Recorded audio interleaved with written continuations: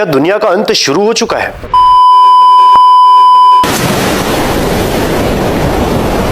ये सवाल सुनने में भले ही फिल्म जैसा लगे, लेकिन नेपाल तिब्बत सीमा से आई ये तस्वीर एक ऐसी सच्चाई दिखा रही है जिसे नजरअंदाज करना आने वाले समय में भारी पड़ सकता है।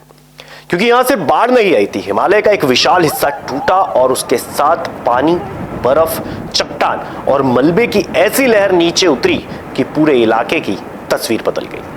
सबसे डरावनी बात, लोगों को चेतावनी मिलने तक शायद कुछ मिनट ही बचे थे। 26 अगस्त की सुबह करीब 8:37 के आसपास नेपाल तिब्बत सीमा के पास यह तबाही शुरू हुई।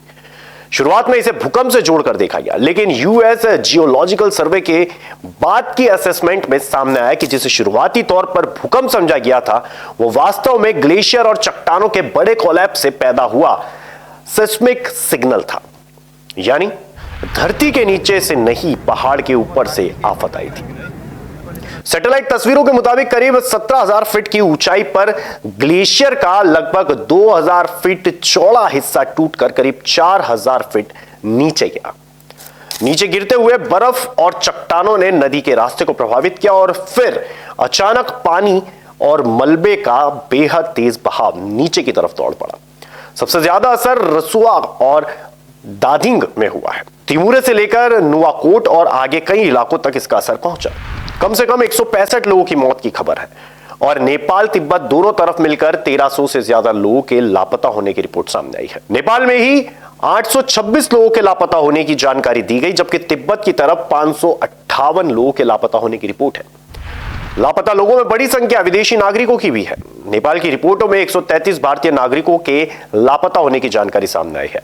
कैलाश मानसरोवर यात्रा पर गया कोलकाता का 22 सदस्यीय दल भी संपर्क से बाहर है। इनमें 30 यात्री और 2 टूर मैनेजर थे। यानी ये सिर्फ नेपाल की स्थानीय आपदा नहीं रही, इसमें भारत समेत कई देशों के लोग फंस गए। तबाही का पैमाना देखिए, दर्जनों पुल बह गए, करीब 40 किलोमीटर सड़क को नुकसान पहुंचा, जल विद्युत परियोजनाएं प्रभावित हुई, कई इलाकों का संपर्क टूट गया। और अब आता है इस पूरी कहानी का सबसे डरावना हिस्सा।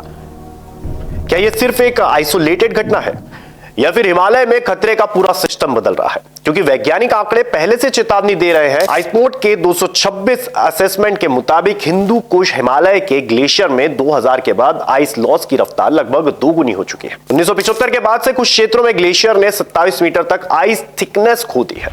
पूरे हिंदू कुश हिमालय में ग्लेशियर एरिया करीब 12% कम हुआ है। अब समस्या सिर्फ बर्फ के पिघलने की नहीं है। जब ग्लेशियर पीछे हटते हैं तो कई जगह पानी जमा होकर ग्लेशियर लेक्स बनाता है। अगर ऐसी झीलों की प्राकृतिक दीवार टूट जाए तो कुछ ही समय में नीचे की घाटियों की तरफ बेहद तेज पानी का बहाव पहुंच सकता है। आइसमोड के मुताबिक पूरे हिंदू कुश हिमालय क्षेत्र में करीब 25,000 ग्लेशियर लेक्स मौजूद है और बढ़ते तापमान के साथ ग्लेशियर लेक आउटबर्स्ट फ्लड्स यानी ग्लोव्स का खतरा चिंता का विषय बना हुआ है।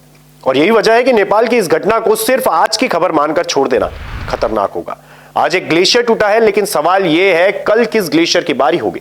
कौन सी झील अचानक अपना रास्ता खोल देगी?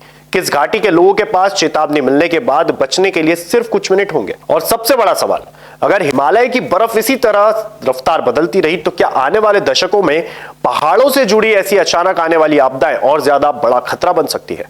इसका जवाब कोई ईमानदार वैज्ञानिक आज निश्चित रूप से हां या नहीं में नहीं दे सकता, लेकिन आंकड़े ये बात साफ कह रहे हैं, हिमालय स्थिर नहीं है, उसकी बर्फ बदल रही है, ग्लेशियर्स पीछे हट रहे हैं, नई ग्लेशियल लेक्स बन रही है और करीब 2 अरब लोग किसी ना किसी रूप में हिमालय से मिलने वाले पानी पर निर्भर है। इसीलिए नेपाल में जो हुआ उसे दुनिया का अंत कहना गलत होगा, लेकिन इसे आने वाले खतरे की एक बहुत बड़ी वार्निंग समझना शायद बिल्कुल गलत नहीं होगा। क्योंकि जब हिमालय बदलता है तो उसका असर सिर्फ पहाड़ों तक नहीं रुकता।